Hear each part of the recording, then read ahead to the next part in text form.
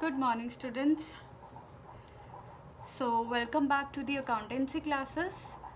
We have already started our chapter Goodwill, and today we are at the last phase of this chapter.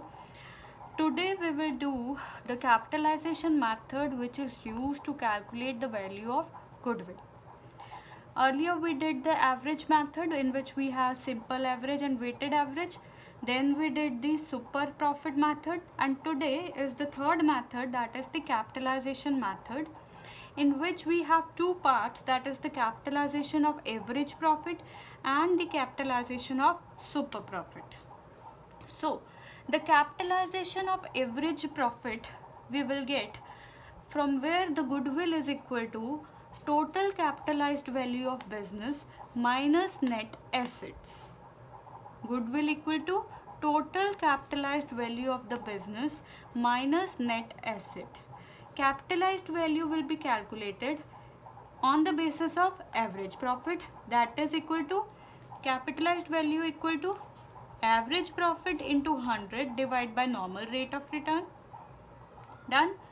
Then net asset is the same as we calculate in the super profit method, that net asset equal to total asset minus outstanding liabilities.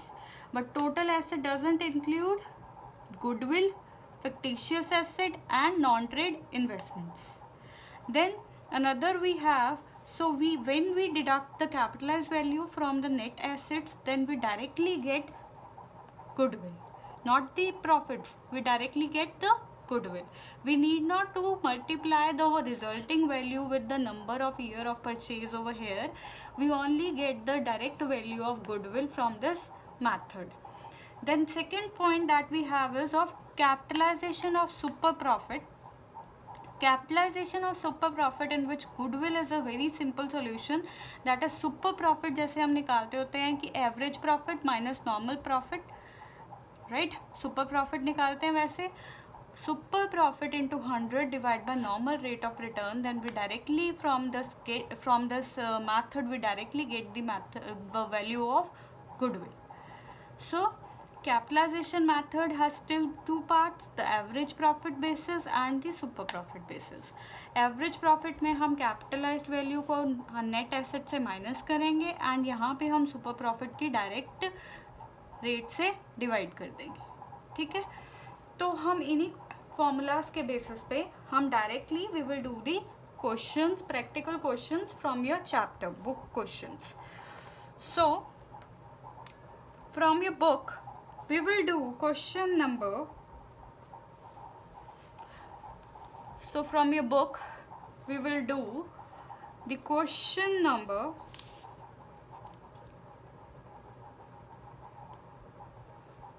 38. Question number 38. In this question we have that the business, a business has earned average profit of rupees 1 lakh during the last few years. Find out the value of goodwill by capitalization method, given that the asset of the business are rupees 10 lakh and the external liabilities are 1,80,000 and the normal rate of return is 10%. तो यहाँ पे हमें क्या दे रखा है, एक तो assets दे रखे हैं और एक एक्सटर्नल लायबिलिटीज दे रखी हैं. तो एसेट वर्ड आया है तो directly we can guess that they are talking about the average profit method, क्योंकि इसी मेथड में हमें नेट एसेट्स यूज़ करने हैं. तो हमें एवरेज प्रॉफिट भी दे रखे हैं, तो हमें डायरेक्टली पता चल रहा है कि हमें यही मेथड अप्लाई करना है. तो let's start doing our question number 38. Question number 38 says that average profit equal to rupees 1 lakh.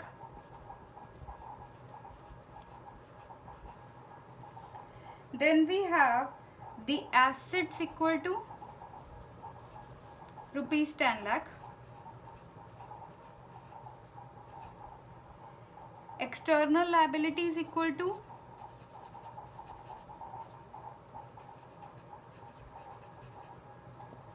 Rupees 1,80,000. तो यहाँ से हम नेट एसेट कैलकुलेट कर सकते हैं. Net asset equal to asset minus external liabilities, तो 10 लाख माइनस 1,80,000। एंड गुडविल में हम कैपिटलाइज्ड वैल्यू निकालेंगे, तो कैपिटलाइज्ड वैल्यू कैसे निकलेगी? Capitalized value of business equals to average profit into 100 divide by rate of return. तो average profit we are having 1 lakh rupees into 100, rate of return हमारे पास 10% है, तो यहाँ से हमारे पास आ गए 10 लाख रुपीज कैपिटलाइज वैल्यू। तो goodwill is equal to capitalized value of business minus net assets. तो हमारे पास कैपिटलाइज्ड वैल्यू है 10 लाख, राइट। इसमें से हम माइनस करेंगे net asset, that is 10 lakh minus 1,80,000। तो 10 लाख में से 10 लाख माइनस किया तो 0, तो ये माइनस माइनस प्लस हो गया, तो हमारे पास डायरेक्टली गुडविल आ गई 1,80,000। तो यहाँ पे आगे रुपीस लग जाएगा। सो ये हमारे पास क्वेश्चन है, कैपिटलाइजेशन के बेसिस पे हमें गुडविल कैलकुलेट की है, और कैपिटलाइजेशन है हमारे एवरेज प्रॉफिट्स की। So now we will do our another question, that is question number 42 of your book. Question number 42 of your book.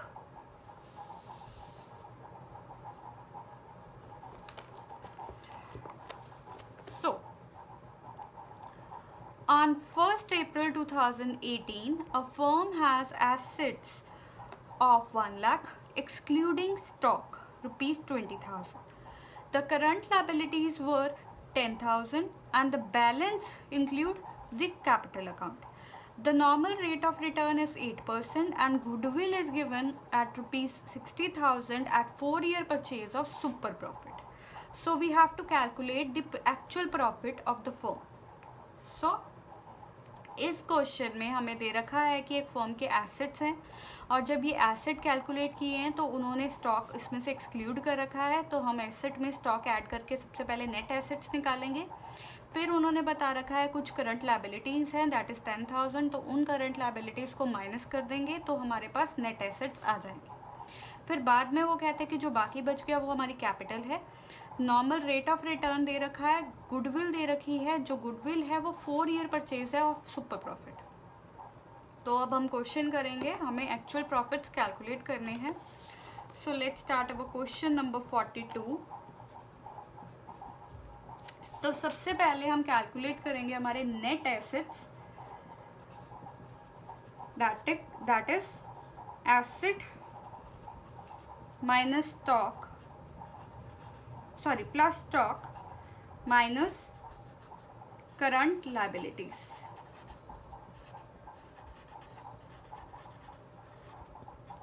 Assets है हमारे पास 1 लाख प्लस 20,000 माइनस 10,000, तो हमारे पास नेट एसेट आ गए 1,10,000, और यही हमारी कैपिटल एम्प्लॉयड होती है, दैट इज कैपिटल एम्प्लॉयड। हमें दे रखी है goodwill, we are given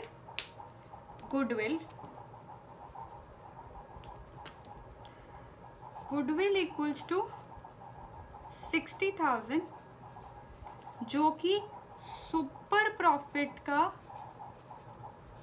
4 times है। तो यहाँ से हमारे पास सुपर प्रॉफिट्स निकल आएंगे,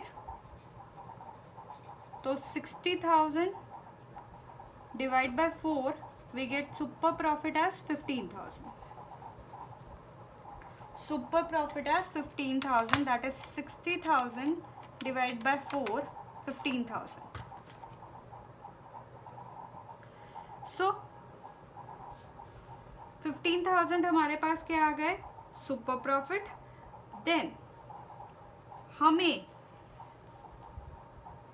पता है कि सुपर प्रॉफिट कैसे कैलकुलेट होते हैं। Super profit equals to average normal profits, average profits minus normal profits. Super profit हमें 15,000 दे रखे हैं, एवरेज प्रॉफिट हमने कैलकुलेट करने हैं। नॉर्मल प्रॉफिट कैसे कैलकुलेट करते हैं हम, rate of return on capital employed. तो 1,10,000 के ऊपर 8%, तो ये कितने बन गए 8,800। तो 15,000 प्लस 8,800, तो यहाँ से हमारे पास आ गए average profits, that is 23800 as the average profit. और यही हमारे क्वेश्चन में पुट किया हुआ था, we have to calculate the average profit, that is the actual profit of the firm. So done. तो ये हमने दो क्वेश्चन किए हैं, that is the capitalization of average profit, हमने कैपिटलाइजेशन की है एवरेज प्रॉफिट्स की। और अब हम दो क्वेश्चंस आपके करेंगे on the basis of capitalization of super profit from your book only. तो let's see next question.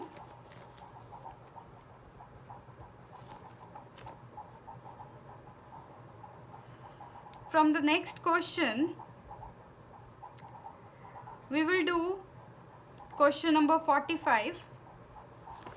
Question number 45 says that average profit of GS and company is 50,000 per annum and the average capital employed in the business is rupees 3 lakhs. And if the normal rate of return on capital employed is 10%, we have to calculate the goodwill of the firm. तो goodwill of the firm में भी इन्होंने दो items पूछी हैं, एक तो हमें सुपर प्रॉफिट मेथड से निकालनी है गुडविल 3 ईयर परचेज पे, और एक कैपिटलाइजेशन ऑफ सुपर प्रॉफिट करना है। तो let's start. Question number 45।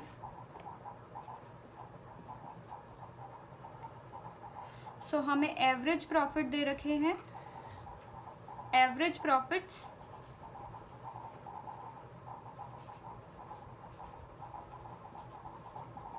that is rupees 50,000. Capital employed पता है,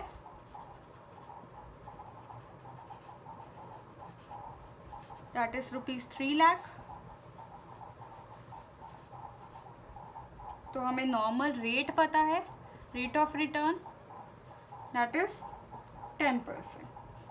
तो यहाँ से हमें पता चल जाएगा normal profit that is capital employed into rate of return. तो 3 लाख का 10% 30,000 हमारे आ जाएंगे नॉर्मल प्रॉफिट। तो सुपर प्रॉफिट हमारे पास होते हैं average profit minus normal profits,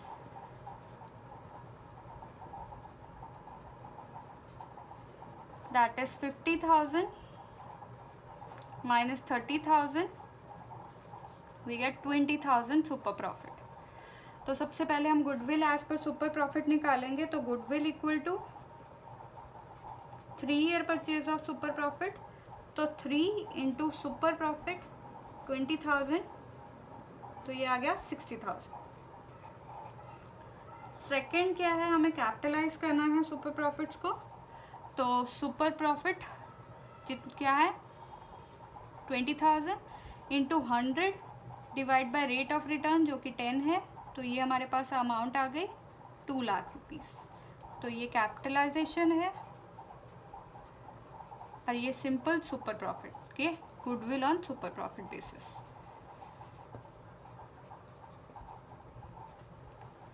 So this one is question number 45.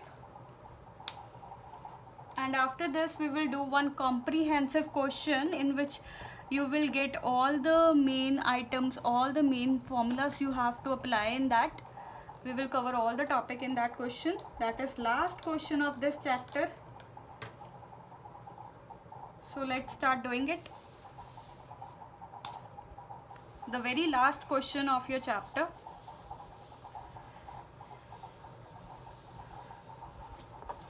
That is question number 48.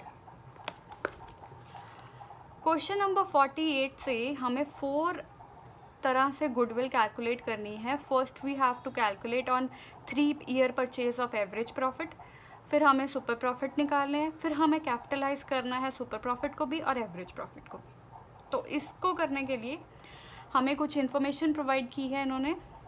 तो उस इन्फॉर्मेशन के अकॉर्डिंग हमें कैपिटल एम्प्लॉयड बता रखा है, 3 इयर्स प्रॉफिट बता रखे हैं, नॉर्मल रेट ऑफ रिटर्न बता रखा है, रेम्यूनरेशन चार्जिंग बता रखी है और एसेट्स बता रखे हैं कि एसेट में हमारे कैपिटल और आउटसाइडिंग लायबिलिटीज़ को माइनस करके नेट एसेट्स बने हुए हैं. तो वो दोनों अलग अलग होते हैं. मतलब एसेट्स बता रखे हैं 7 लाख और उधर हमारी लायबिलिटीज़ में कैपिटल और आउटसाइडर लायबिलिटीज़ बता रखी. तो let's start doing our question. तो क्वेश्चन नंबर 48. तो 48 क्वेश्चन के अकॉर्डिंग हमारे पास सबसे पहले एवरेज प्रॉफिट दे रखे हैं. एवरेज प्रॉफिट निकालना है. तो हमारे पास 3 इयर्स हैं. 3 इयर्स के सबसे पहले हम प्रॉफिट जोड़ लेंगे. 2 लाख प्लस 1,80,000 प्लस 1,60,000. हमने तीनों साल रेम्यूनरेशन दी जो इसमें नहीं इंक्लूडेड. तो हम उस रेम्यूनरेशन को हर ईयर माइनस कर देंगे. हमारे प्रॉफिट्स कम हो जाएंगे. तो ये एडजस्टमेंट आ गई इसमें कि रेम्यूनरेशन दी हुई है वो हमने एडजस्ट नहीं की. तो हम उन तीनों साल में ये रेम्यूनरेशन माइनस कर देंगे. तो we will get 1 lakh plus 80,000 plus 60,000 divide by 3. तो ये हमारा कैलकुलेट हुआ 1 lakh plus 80,000 plus 60,000 divide by 3.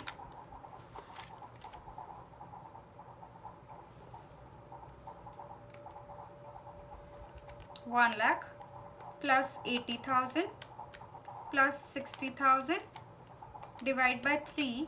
तो ये हमारे पास एवरेज प्रॉफिट आ गए 60,000. तो हमारे पास सबसे पहले हमें गुडविल निकालनी है एट 3 ईयर परचेज. तो 3 ईयर परचेज के हिसाब से ये हमारे पास फिर से 2,40,000 आ गए. तो ये हमारा फर्स्ट पार्ट कंप्लीट है. सेकेंड पार्ट में इन्होंने कहा है कि हमें सुपर प्रॉफिट कैलकुलेट करके उससे गुडविल निकालनी है. तो सुपर प्रॉफिट कैलकुलेट करने के लिए हमारे पास average profit minus normal profit होते हैं. एवरेज प्रॉफिट पता है लेकिन नॉर्मल प्रॉफिट नहीं पता. तो नॉर्मल प्रॉफिट निकालेंगे. That is capital employed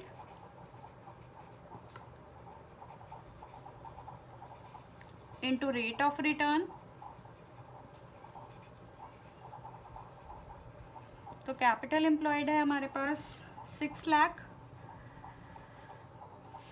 into rate of return 10% के हिसाब से 60,000 आ जाएगा.